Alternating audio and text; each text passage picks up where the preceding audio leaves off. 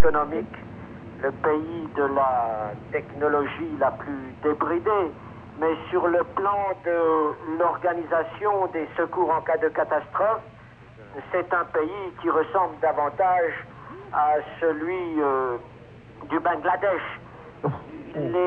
D'ailleurs, les gens sur place à Kobe commencent à se plaindre énormément de leur situation des plus inconfortables.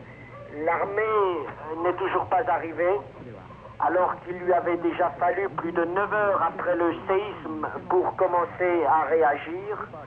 Les gens sur place ne disposent d'aucune information. Ils ne savent même pas où faire la queue pour obtenir un minimum de nourriture. Il arrive aussi que entre survivants, on commence à se disputer le peu de riz, le peu de légumes qui restent. J'ai vu ces images, hein, elles parlent d'elles-mêmes, et les gens, on parle de 10 à 20 000 immeubles qui ont été détruits au moment de ce séisme-là, et on craint le pire encore aussi. On sait qu'il y a des ressortissants canadiens là-bas, et selon les informations qu'on a, en tout cas à l'ambassade canadienne à Tokyo, il ne semble pas y avoir de victimes parmi les Canadiens, mais plusieurs voudraient bien rentrer. On écoute Stéphane Jobin. Nous avons appelé il y a quelques minutes la police nationale et les affaires étrangères du Japon qui, encore une fois, nous disent qu'il n'y a aucun Canadien sur leur liste de victimes. On a reçu quelques appels de Canadiens qui nous ont indiqué que leur logement avait été détruit. Certains Canadiens nous ont demandé de les aider à rentrer au Canada. Mais on a reçu aussi un grand nombre d'appels de personnes qui nous indiquaient qu'ils étaient en sécurité et en bonne santé. Ceux qui veulent rentrer au Canada, c'est parce qu'ils ont tout perdu ou parce qu'ils ont peur? Ce que j'ai comme information ici, c'est que leur maison est détruite tout simplement et ils veulent rentrer au Canada. Ben voilà, hein, on constate que la situation là-bas est quand même suivie d'heure en heure aussi. Vous avez peut-être des gens que vous connaissez là-bas, des informations que vous ne pouvez obtenir parce que les lignes, il faut le dire, sont surchargées ou souvent sont coupées carrément. Tout le secteur de Kobe-Osaka, c'est inaccessible pour l'instant. Alors, si vous avez des connaissances et vous voulez prendre de leurs nouvelles, au ministère des Affaires étrangères à Ottawa, on a mis à la disposition des Canadiens ce numéro-là, 1-800-267-67-88. Et là, on va vous donner l'information que l'on possède sur des personnes, peut-être que vous voudriez rejoindre là-bas. Vous avez beaucoup parlé, Pierre, à travers cette situation-là, de Kobe, cette fameuse ville, les villes dites ultramodernes, high-tech, etc., hein, qui a été fortement ébranlée. Oui, j'ai eu l'occasion de visiter ces villes l'an passé, et vous savez que ce sont des routes très high-tech, et les images que l'on voit de cette désolation ce matin, on sait que le gouvernement vient de décider d'y aller avec de l'argent qu'on va mettre pour reconstruire. La banque japonaise parlait hier de 40 à 60 milliards minimum que ça va coûter pour reconstruire le secteur de Kobe. Et on dit que la remise donc en état des routes, des chemins de fer, du port, la coordination de tout le trafic dans et autour de la zone dévastée sont parmi les priorités. On pense que des gens qui, par exemple, travaillent aussi peu loin que quelques dizaines de kilomètres, mais là-bas, il faut savoir que c'est une population tellement dense que les gens utilisent toujours le transport en commun, mais ne pourront pas utiliser ce transport-là avant plusieurs mois encore. Alors, j'ai sorti quelques photos parce que j'ai eu l'occasion l'an passé d'aller à l'été de 93 dans la région de Kobe-Osaka au moment du G7 qui avait lieu à Tokyo. Je suis allé. Regardez cette ville, elle est magnifique. C'est un peu le Mont-Royal là-bas, c'est le jardin botanique où j'étais en haut de ce téléphérique. Et regardez la ville qui est très dense. Et ce que vous voyez au loin, c'est un embranchement du port. Et on a aménagé parce qu'on a tellement besoin de place. Et regardez, on a empiété carrément dans la mer pour bâtir une ville, une partie de la ville, un quartier. Il y a 200 000 habitants qui vivent là-dessus et c'est une ville extrêmement moderne. Regardez comment c'est dense, c'est la montagne, c'est le contraste de la montagne et de la mer qui est là, c'est l'océan Pacifique. Et là, vous voyez cette ville sur la prochaine image qui est tellement high-tech, comme je vous dis. C'est un métro surélevé, hein, sans conducteur. C'est sur des kilomètres, ça se poursuit. Et ça rentre dans cette ville qui est merveilleuse, qui est high-tech, mais qui est pour l'instant paralysée. Quand je vous dis qu'on empiète sur les cours d'eau, on a beau aménager ça en des fontaines, ça reste des cours d'eau, ça reste la mer, tranquillement, qu'on veut repousser. Regardez même, on construit l'autoroute, non plus sur la terre ferme, mais sur la mer. Vous la voyez ici très bien, au-dessus de la mer, aménagée. Ça, c'est dans le secteur de Kobe et de Osaka. Et aujourd'hui, c'est C'est carrément la C'est ça qui est tombé. C'est ça qui est tombé. Et là-dessus, on commence, comme l'a dit Baumgartner, à interroger. Et les journaux là-dessus sont très, très, très pointilleux aujourd'hui. Vous savez qu'il y a des règles, des normes. Il y a des pratiques, mais on nous faisait état de pratiques régulières également en cas de tremblement de terre. Et il semble qu'il y a eu des fraudes là-dessus aussi. Alors, il faudra voir maintenant comment tout ça va s'éclaircir et ce qu'on saura de plus. Oui. Incroyable.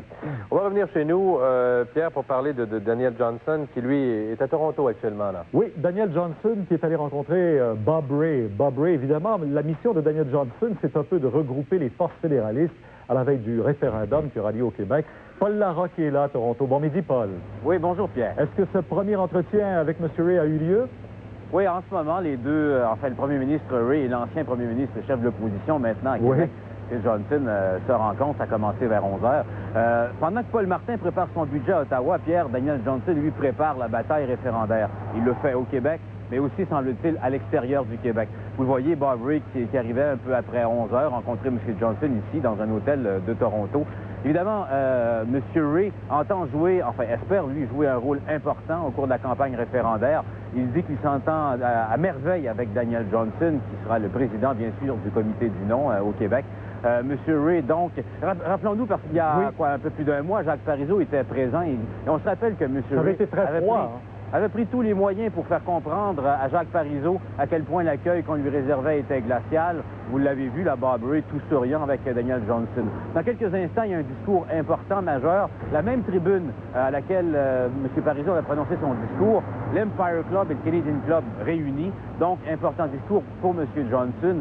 À surveiller rapidement, Pierre. Il faut se dire aussi que M. Johnson a toujours dit qu'il n'était pas question, il va le répéter sans doute à Bob Rae, pas question de se contenter du statu quo. Hein.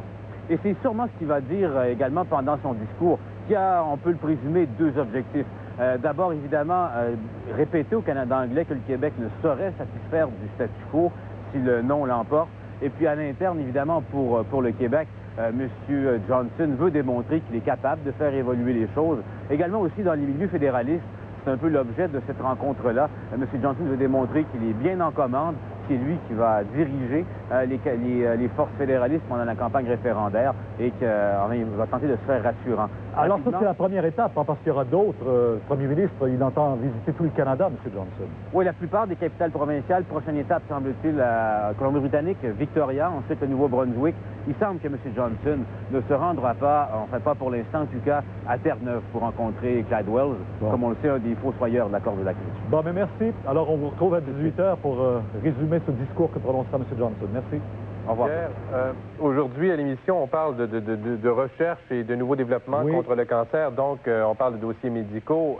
Il y aura un nouvel hôpital à Montréal, à Lachenay, plus précisément. Bien, est-ce que ça, on l'aura? Vous savez que pendant la campagne électorale, M. Parizeau avait laissé tomber un peu l'idée d'un hôpital dans l'est de Montréal, puis peut-être que ça se retrouverait un peu plus près de sa circonscription à lui, Charles Parizeau. Effectivement, Pierre, on vient tout juste d'apprendre qu'il y a une conférence de presse qui a été convoquée à 14 h cet après-midi à l'hôtel de ville de Lachenay. La ministre, non pas la ministre, mais la députée du coin, qui est celle de Terrebonne, Jocelyne Caron, annoncerait donc la construction d'un hôpital pour un investissement de l'ordre de 120 millions, un hôpital qui serait construit à peu près au croisement des autoroutes 640 et 40, donc dans le nord-est de Lachenay, et donc viendrait répondre aux besoins de la population du nord de Montréal, qui est de l'ordre de 450 000 habitants. Vous savez que on a toujours questionné, ils ont juste la Cité de la Santé, ce qui n'est pas suffisant. Évidemment, ça vient là remettre en question la possibilité de la construction d'un hôpital de première ligne à Rivière-des-Prairies, grandement. Il y aurait 150 emplois qui seraient créés grâce à cet investissement-là. Pour l'instant, comme vous le disiez, ça répond à cette promesse qu'avait fait M. Parizeau. On pensait que ça irait peut-être dans sa circonscription, mais de toute évidence, ça va aller dans une circonscription voisine. Alors, on en saura davantage? Davantage à 14 h cet après-midi. Merci beaucoup, Charles. 14 h, donc, cet après-midi, cette conférence de presse. Dossier Émiel Davy, parce que là, il s'est dit des choses, hein, et on sait que Québec en est à ses dernières consultations concernant la construction d'un traversier, là, à la Émiel. Bon, ben c'est ça. Et on voudrait vraiment sauver Émiel, mais comment le faire? Parce que vous savez qu'Ottawa a dit au ministre Payet, il n'y a pas plus tard qu'une semaine, il n'est pas question qu'on mette davantage d'argent. C'est 30 millions qu'on a pour un traversier. Et là, il semble que le Camille Marcoux, qui fait déjà la liaison entre Matane et Bécomo, pourrait s'en aller vers les îles. Et là, on construirait à Amiel on y mettrait quoi, 75 millions ou 60 millions, on y construirait un nouveau traversier qui, là, irait vers Matane-Godbout, Matane-Bécomo. Alors tout ça, ça reste au niveau des hypothèses, parce que ce matin même, à Québec, et au moment où on se parle, le ministre Payet rencontre encore des maires des îles de la Madeleine. Ceux-là veulent s'enquérir des intentions de Québec, surtout parce qu'il y a certains qui prétendent aussi que c'est peut-être les îles qui souhaiteraient avoir le nouveau traversier. Alors ça peut rester peut-être éventuellement de la technique, mais ce qui était très important, c'était d'avoir, pour se rendre aux îles, un traversier qui serait en même temps brise-glace. Celui qui était là, le Maud Montgomery, finalement, ne remplissait absolument pas les... D'ailleurs, il est encore en cale sèche présentement au Méchant, parce qu'on ne réussit pas à le mettre en marche l'hiver. Alors, tout ça, on en saura aussi davantage. Il va y avoir une conférence aujourd'hui. C'est reporté. M. Payet, après cette rencontre avec les maires, va revoir son collègue Jacques Léonard des Transports, le premier ministre aussi, pour essayer d'avoir une idée claire, précise sur ce qu'on veut vraiment. C'est important pour les îles, c'est une question de survie également pour la MEL Davy à travers tout ça, oui, bien sûr. Oui, alors, ça prend toute son importance. On va faire un petit tour à l'étranger, alors que le premier ministre français sera donc candidat aux élections présidentielles. On s'y attendait, ça fait 20 mois qu'il laissait courir la rumeur, et ce matin, donc, il l'a annoncé officiellement. On peut l'écouter. J'ai décidé de présenter ma candidature à la présidence de la République. Il est de loin le favori, vous savez, selon tous les sondages. Son principal opposant, Jacques Chirac, le maire de Paris. Et il faut rappeler que le premier tour de cette élection présidentielle, après 14 ans de règne de François Mitterrand, a lieu le 23 avril et c'est le 7 mai qu'on aura le résultat final. Suédois Henrik Holm, tête de série numéro 14, ils ont remporté leur premier match. Ils ont pris la mesure des Français Jean-Philippe Fleurian et Rodolphe Gilbert, 7-6. 7-5 et 6-3. Victoire aussi du champion en titre Pete Sampras, qui a atteint le 3e tour de ses internationaux. Et la Canadienne Patricia Boulet, elle a été éliminée de son premier tour.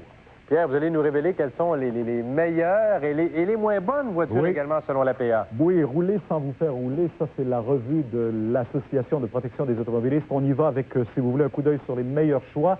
Meilleure petite voiture Honda Civic, Toyota Corolla, Toyota Tercel, selon l'APA. En fait, on tient compte dans cette évaluation-là du comportement routier, de la fiabilité des services après-vente, c'est important aussi de le souligner. Deuxième choix sur les compacts et les intermédiaires de l'APA, l'Acura Integra, Honda Accord, Nissan Altima, Toyota Camry. Ça, ce sont les meilleurs choix. De même que chez les mini-fourgonnettes, on sait comment c'est populaire chez nous, Mercury Villager et la Nissan Quest. Et du côté des véhicules non recommandés, selon l'APA, l'Astro GMC Safari, Chevrolet Beretta Corsica, Chevrolet Corvette, Ford Aerostar et Volkswagen Passat. Ah, dans les meilleurs, on voit énormément de voitures japonaises, encore une fois. Ah, ben, on parle des bonnes voitures, parlons donc des bonnes villes, parce qu'on a maintenant le portrait des 10 meilleures villes au monde. Le top 10, si vous me permettez l'expression, et Montréal s'y retrouve. Regardez dans ce tableau, en fait, ça a été fait auprès de 118 villes de par le monde. Genève en tête, Vancouver 2e, Vienne 3, Toronto 4, Montréal en 7e, Calgary, la dernière ville canadienne qui s'y trouve dans ce palmarès, en 12e. Et la première ville américaine qu'on retrouve dans ce palmarès est en 30e place, c'est Boston. En 44e, c'est New York. Il faut dire qu'on tient compte de la qualité de vie en général dans ces villes-là. Par exemple, le climat politique, social, l'environnement, la sécurité. Et de là, les Américains partent très loin aussi parce qu'on a toujours peur des villes américaines. L'éducation, les services publics, les biens de consommation aussi. C'est de tout ça qu'on tient compte dans ce palmarès-là qui a été mené auprès donc de toutes ces villes-là. C'est 4 villes canadiennes dans les 12 premières places. C'est quand même bien, hein? Pas mal. Merci beaucoup, Pierre. D'autres nouvelles après la pause. Oui.